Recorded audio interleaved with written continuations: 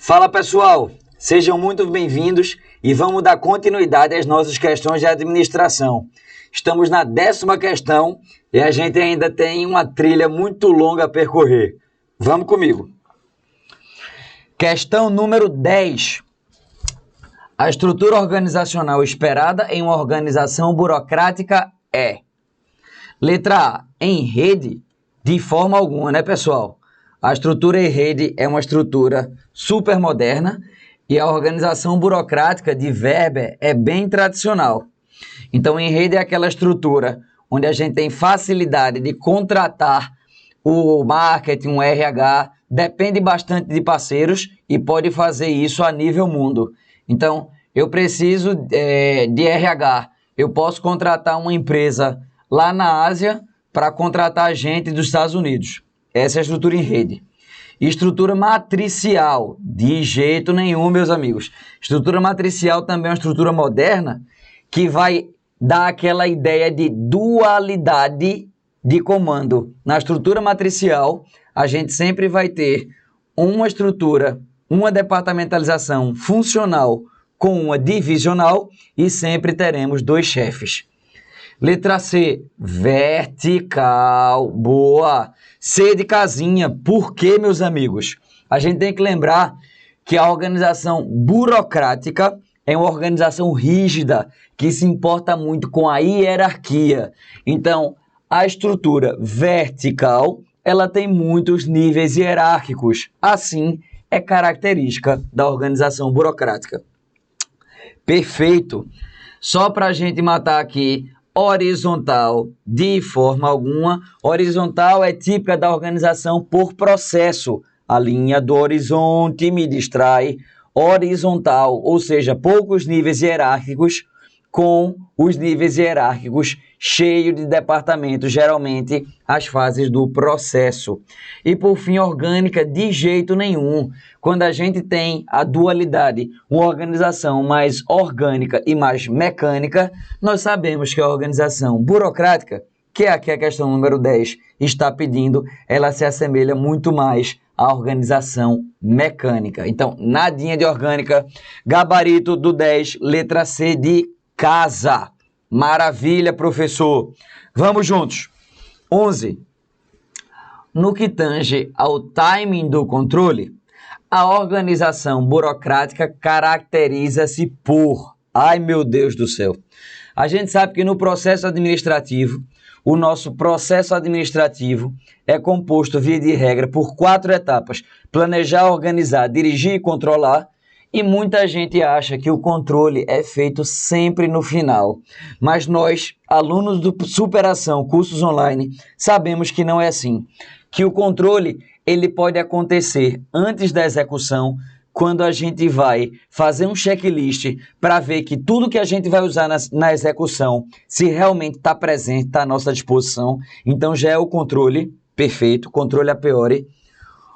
O controle pode ser durante a execução, ou seja, o controle concomitante. Eu estou executando e ao mesmo tempo eu estou controlando. Para se algo sair errado na execução, eu posso tomar alguma medida corretiva. E o controle pode ser posterior à execução. Como já foi executado, eu não consigo mais modificar, mas aquilo ali que eu executei e controlei, verificando que a execução saiu errada, eu tenho como aprendizado para projetos, para situações futuras. Então, existe até o controle após a execução, que serve de aprendizado. E na organização burocrática, professor, que é o que a questão nos quer, como é? É a priori, ou seja, é antes da execução, professor? Exatamente, meus amigos. A organização burocrática, ela desconfia radicalmente dos seres humanos. Então, antes que os seres humanos comecem a executar seu trabalho, a organização burocrática já vai lá e começa a controlar. Cheio de regras, cheio de procedimentos, para que antes que o ser humano comece a executar e faça errado, ou faça de uma maneira corrupta, ou de uma maneira que não estará de acordo com os princípios da organização burocrática, antes disso, o nosso controle da organização burocrática já vai agir, já que ele desconfia dos seres humanos na organização burocrática e ele age a priori. A priori, ele controla antes da execução. Concomitante é quando a gente controla ao mesmo tempo da execução para tomar medidas corretivas. A posteriori e ex post é aquele nosso controle posterior após a execução, que serve como aprendizado. Dúvidas, meus amigos? Claro que não, professor. Tá muito fácil. Vamos para a 12ª questão, meus amigos. 12. Assinale a alternativa que não apresenta uma disfunção da burocracia. Meu Jesus Cristo, minha Nossa Senhora do Perpétuo Socorro, o que são mesmo, professor, as disfunções da burocracia? É exatamente aquelas situações ruins que a burocracia, infelizmente, tem pelo próprio jeito dela de ser. Porque a burocracia ela foi concebida para ser cheia de regras, para não dar margem à corrupção, para não dar margem à peixada. Ela foi feita para controlar muito, para que nada saísse errado. Só que a gente sabe, quando tem muita regra, quando tem muito controle, acaba sendo mais demorado, acaba as pessoas acabam tendo mais dificuldades de acessar coisas simples porque tem muito procedimentos para isso. Então, são as chamadas disfunções, os problemas que na prática a burocracia acaba gerando pela forma que ela foi concebida. Ela foi concebida para ser algo muito bom, mas infelizmente esse algo muito bom acaba trazendo problemas por essa estrutura carregada na burocracia de Max Weber. Então, vamos juntos à questão que é o que não é disfunção da burocracia. Vamos comigo. Dificuldade de resposta às mudanças do meio externo. Isso é uma disfunção da burocracia, meus amigos. Como, infelizmente, ela é cheia de procedimentos, a burocracia é muito rígida. Então, se o ambiente externo pede para que a organização burocrática, ela precisa modificar, ela precisa ser mais flexível, ela precisa se adaptar a uma nova tecnologia, a algo novo que surgiu. Como a burocracia é rígida, ela tem dificuldades de responder às mudanças do ambiente. É uma disfunção, professor. A gente não vai marcar. Rigidez e apreço extremo às regras. É uma disfunção da burocracia? É uma disfunção da burocracia, meus amigos. Perda da visão global da organização. É uma disfunção da burocracia? É uma disfunção da burocracia porque cada um vai focar apenas no seu setor. As regras vão ser feitas para serem cumpridas de uma maneira micro. O ser humano ele vai pensar, opa, vou pegar essa parte aqui, que é especialista, que eu sou um especialista, só essa parte do meu trabalho, que é a parte que me compete, já que o trabalho foi dividido, eu vou focar somente nessa parte. Mas se eu demorar muito ou se eu fizer muito rápido, vai acabar prejudicando todo. Eu não estou nem aí, porque o que importa é que eu faça bem a minha parte. Isso é um problema da burocracia, é um problema da burocracia. Formalização. Opa! A formalização é uma característica da burocracia, mas não é uma disfunção. Porque formalização, por formalização, é algo positivo. Imagina só, a gente chega no órgão público e quer, sei lá, pedir uma certidão de nascimento para o teu menino que nasceu. E o cara faz de qualquer jeito. Ele diz, eu tô dizendo que esse moleque nasceu. E nem assina. Te dá de boca e diz, pronto, leva isso aí e tem fé pública. Não é assim, meu amigo. É necessário que haja um documento padrão, difícil ser copiado, formal, com as devidas assinaturas, com os devidos selos, para mostrar que aquilo ali é um documento oficial e válido. Então, a formalização é característica da burocracia e não é uma disfunção, é uma característica positiva. E, por fim, lentidão no processo decisório, também, meus amigos, é uma disfunção da burocracia, já que é uma organização mais engessada. Perfeito, professor. Vamos seguindo. Qual das alternativas abaixo não é perceptível no organograma das empresas formais? Vamos lembrar, meus amigos, que organograma é nada mais, nada menos do que aquele mapa padrão que nos mostra a estrutura hierárquica da empresa, a estrutura organizacional quem é que está acima de quem na hierarquia, quem manda em quem. Muito cuidado para não confundir com fluxograma.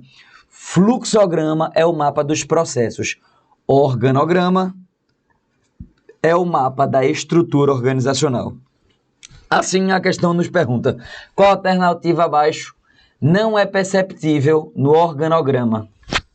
Qual será que não é perceptível? A gente consegue ver a divisão do trabalho, professor? Sim, a gente sabe que aqui é o recursos humanos, aqui é o marketing, sei lá, aqui vai ser a produção. Então, a gente vê no organograma a divisão do trabalho.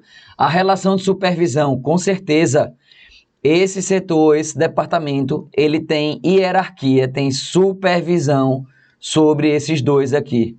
Canais de comunicação, sem dúvida, se esse está com a dificuldade para resolver com esse aqui, ele não vai direto por esse organograma, ele tem que ir para o seu superior, e o seu superior ou leva para o chefe para levar para ele, ou os gerentes se conversam, mas os canais de comunicação, com certeza. Os níveis hierárquicos, com certeza. Como ele quer. O que não é perceptível, divisão do trabalho, é perceptível. Relação de supervisão, é perceptível. Canais de comunicação, é perceptível. Níveis hierárquicos, esse é o organograma que eu fiz. Nível hierárquico operacional ou chão de fábrica. Nível hierárquico tático ou departamental. Nível hierárquico estratégico. A gente consegue ver os níveis hierárquicos no organograma. Pode, quantitativo de colaboradores. Eis aqui a nossa resposta, meus amigos. Oxe, professor, o senhor é doido, é? Nesse organograma aqui, eu não estou vendo que aqui tem uma pessoa, aqui tem outra, aqui tem outra, aqui tem outra, aqui tem outra. Aqui... Não, meus amigos. Nós estamos vendo aqui a estrutura organizacional. Isso são departamentos. Aqui, nesse nível estratégico, a gente sabe que tem apenas uma cúpula. Quantos diretores tem aí? Sei não. Eu sei que só tem um departamento estratégico. A nível tático, eu sei que temos dois. Ó um aqui, ó o outro aqui. Quantos gerentes a gente tem em cada um? Sei não. A nível operacional, 3 departamentos. 1, 2, 3. Quantas pessoas? Não sei. Eu estou vendo os departamentos. Eu não consigo confirmar que isso é um cargo, que isso é uma pessoinha. Eu não consigo saber quantos colaboradores eu tenho na organização, olhando apenas o organograma organizacional. Muito tranquilo, né, meus amigos? Muito tranquilo, professor. 14ª questão. Assinale a alternativa que indica uma característica das organizações formais.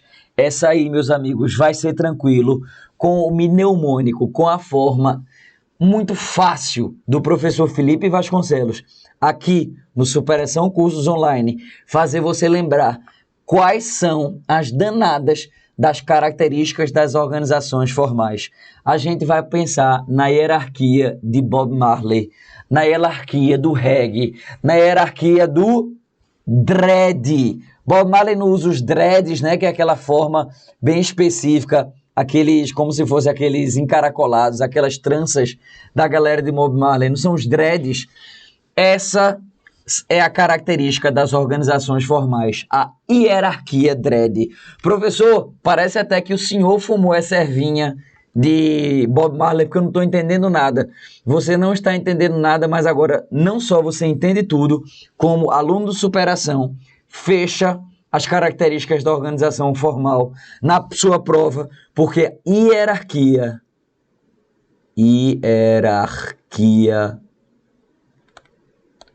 dread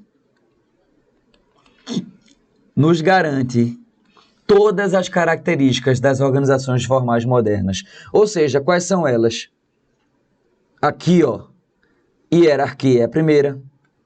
Divisão do trabalho e responsabilidade. Racionalismo. Especialização.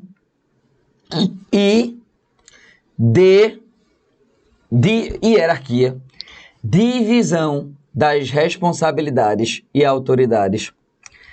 Racionalismo, especialização e divisão do trabalho, obviamente, e divisão do trabalho, a nossa hierarquia dread. É super, hiper, mega, ultra cobrado em concursos públicos, meu amigo. Minha amiga, não vamos esquecer. Características das organizações formais: hierarquia dread, hierarquia, divisão da responsabilidade e autoridade, racionalismo, especialização e divisão do trabalho. Hierarquia dread. Agora a gente faz essa questão de olho fechado. Ele quer a alternativa que indique uma das características das organizações formais. É amizade e desavenças de forma alguma, isso é informal, organização informal. É a colaboração espontânea, característica da organização informal. Ela é planejada, perfeito, meus amigos. Uma das características que a organização formal tem em relação, não são as 5 características básicas das organizações formais, que é a hierarquia dread, é o que mais cai. Mas amizades e desavenças é informal, colaboração espontânea é informal, e é óbvio que a organização formal ela vai ser planejada em detrimento da macrocaracterística racionalismo. Ela precisa ser racional e seguir o processo administrativo de planejamento, organização, direção e controle. Relações de coesão e antagonismo, de forma alguma. E relação de coesão e antagonismo é amizades, é inimizades, é desavença, eu não vou com a cara desse cidadão, essa menina é bonita, eu vou com a cara dela. Na organização formal, teoricamente, esses meandros, eles não entram na formal, mas na informal, e toda organização, ela tem sua parte formal e informal. Na informal, entram amizades e desavenças, colaboração espontânea, relação de coesão e antagonismo e status, ou seja, eita porra, ali é o amigo do diretor, ali é a amante do chefe. Então, o status, que às vezes no organograma, que é formal, a pessoa está abaixo, mas tem um status de parente do dono. Então, na informal, ela tem uma moral que os demais não têm, mesmo que ela esteja abaixo no nível do organograma. Tranquilo, meus amigos. Super tranquilo, professor. É fácil. Administração é fácil. Vamos para a próxima. 15ª questão. Marque a proposição que não contém uma característica das organizações formais. É o contrário agora, meus amigos. A gente quer que não seja uma característica das organizações formais. Vamos juntos. Não é uma característica das organizações formais. Hierarquia, claro. Hierarquia dread. Hierarquia é a primeira. Distribuição da austeridade e responsabilidade não é uma característica das organizações formais.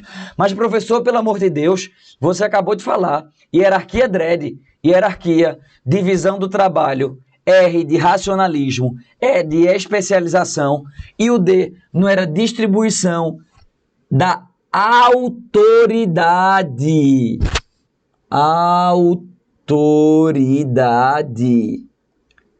e responsabilidade.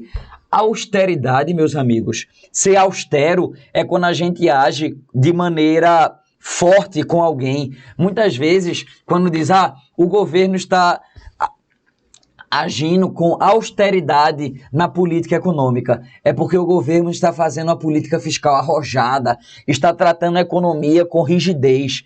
Então, austeridade não, é a distribuição da autoridade e responsabilidade. Racionalismo, especialização e divisão do trabalho. Olha só, meus amigos, hierarquia, dread, D-R-A-D. Nunca mais vocês esquecem. Aluno do professor Felipe Vasconcelos, que assiste o Superação Cursos Online, não erra isso em prova e cai, meus amigos. Como cai? Vamos para a próxima, 16ª. Acerca das organizações formais e das organizações burocráticas, marque a alternativa errada. Cuidado, é triste, mas às vezes o concurso pede marque a certa, marque a certa, marque a certa. Sua mente já está condicionada a achar o certo. 4 questões depois, marque a incorreta. Tua mente já está olhando o certo. naquela questão vão ter 4 certas. E muitas vezes, quando ele pede a incorreta, tu vê a letra A tá certa, porque tu marcou as certas nas questões anteriores. Tu olha a letra A, eita, graças a Deus, essa eu tenho certeza que tá certa. Tu marca e vai para a próxima. É triste, mas o concurso usa de muita artimanha nesse sentido. Então, vamos achar a alternativa errada. Perfeito, professor. Na burocracia, a obediência é ao cargo e não à pessoa, exatamente. A hierarquia existe o que nós chamamos de impessoalidade. Então, hoje eu sou servidor da Universidade Federal de Pernambuco, a minha chefe se chama Maura. Quem é a minha chefe? Na organização burocrática, dizer, é Maura, tá certo, mas para a organização burocrática é incompleto, não é suficiente. Porque a minha chefe não é Maura. Eu não obedeço a uma pessoa, eu obedeço à coordenadora de relações institucionais, que é a coordenação em que eu estou lotado atualmente. Então, meu caro, quem é o seu chefe? Como isso aqui é uma organização burocrática, meu chefe não é uma pessoa, meu chefe é o coordenador de relações institucionais, que hoje é ocupado por Maura. Mas o meu chefe, em relação à burocracia, burocraticamente falando, o meu chefe é o coordenador de relações institucionais, porque não é a pessoa que está ocupando, e sim é o cargo que está acima da minha função como servidor público. Hoje é Maura, amanhã pode ser Joana, depois de amanhã pode ser Pedro, não importa. Por isso que para a organização burocrática, a hierarquia, a obediência não é a pessoa que está acima de você, mas sim ao cargo, porque essa pessoa está hoje e amanhã não está. A impessoalidade burocrática. Então, correto? A proposição A. Meritocracia deriva da impessoalidade burocrática. Perfeito. Como a impessoalidade burocrática é uma das grandes características da burocracia, a meritocracia, que é você ter o mérito de alcançar aquele cargo, vem da impessoalidade. Para que os chefes não sejam aquelas pessoas que sejam amigos do dono da organização, não sejam amigos do diretor, mas quem é chefe é porque tem mérito, porque tem esse cargo, tem essa experiência, tem o mérito que é necessário para ocupar aquele cargo. A meritocracia deriva da impessoalidade burocrática, perfeito. A meritocracia pode ser exemplificada pelo concurso público exigido para ingressar na administração. Excelente. Uma das formas que a gente sabe não é perfeita, ideal, sem defeitos, mas o concurso público, ele busca de maneira impessoal dar a chance das pessoas que querem concorrer àquele cargo público a passarem por um processo seletivo de maneira justa e com paridade de armas, para que aquele que se der melhor naquele concurso público, que tiver o mérito de obter uma nota melhor, de acordo com aquelas regras que é universal para todos, aquele que teve o melhor mérito vai ingressar no serviço público. Então, o concurso público é um exemplo de buscar a meritocracia na administração pública, nessa perspectiva burocrática. Perfeito, meus amigos. Dado, as organizações burocráticas se baseiam em leis que são aceitas pelas pessoas por acreditarem que tais regras são racionais. Perfeito, meus amigos. Outra grande característica da burocracia é o racionalismo, por ser uma organização formal, raiz, e ela é baseada em leis e regras que são seguidas por todos, pela legitimidade, por todos olharem por aquelas regras e leis e dizerem, isso é racional, é justo que essas regras e leis, elas estejam aí conduzindo de maneira justa e impessoal a nossa organização e nós aceitamos cumpri-las. Assim, o que está errado em relação à burocracia é a nossa letra E, pois diz que a burocracia considera a imprevisibilidade no funcionamento. E em relação a isso, não.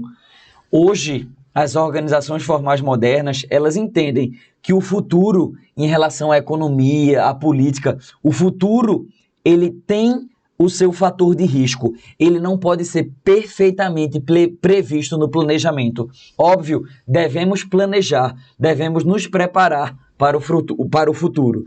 Mas a organização burocrática, ela considera que esse futuro, ela considera que a ação das pessoas, ela é extremamente previsível. E isso não é verdade, não está de acordo, embora sim, a burocracia, ela diz, é previsível. E como a questão está dizendo que a burocracia considera a imprevisibilidade, a questão letra E de elefantinho está errada. A burocracia considera em seu cerne a previsibilidade, tanto de futuro quanto das pessoas. Tranquilo, meus amigos, tranquilo, professor. Sigamos. 17ª questão. Assinale a alternativa cuja atividade não faz parte da função administrativa presente nas demais. Ou seja, vamos ver as atividades que estão sendo elencadas nessas alternativas e uma delas vai ser ovelha negra. Uma delas vai estar fazendo parte de uma função administrativa diferente. Vamos juntos. Previsões faz parte da função administrativa. Planejamento.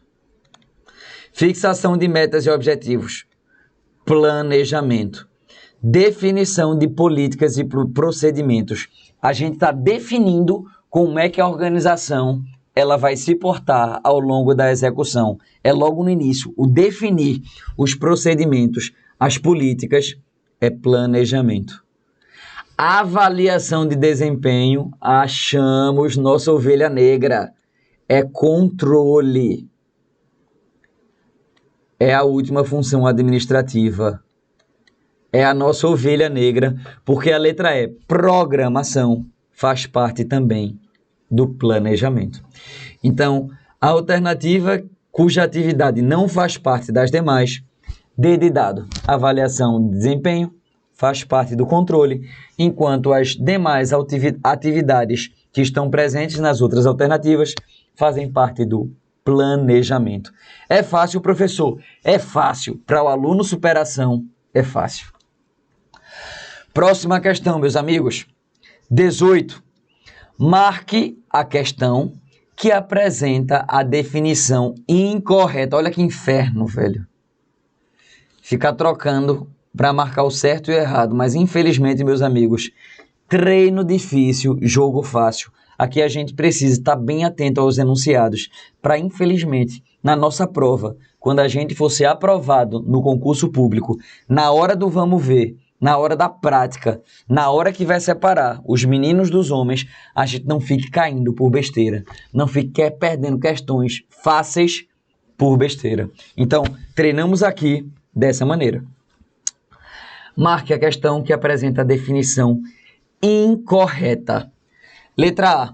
Objetivos são quantitativos, enquanto as metas são qualitativas. Parabéns, meus amigos, a gente acaba de achar o nosso incorreto.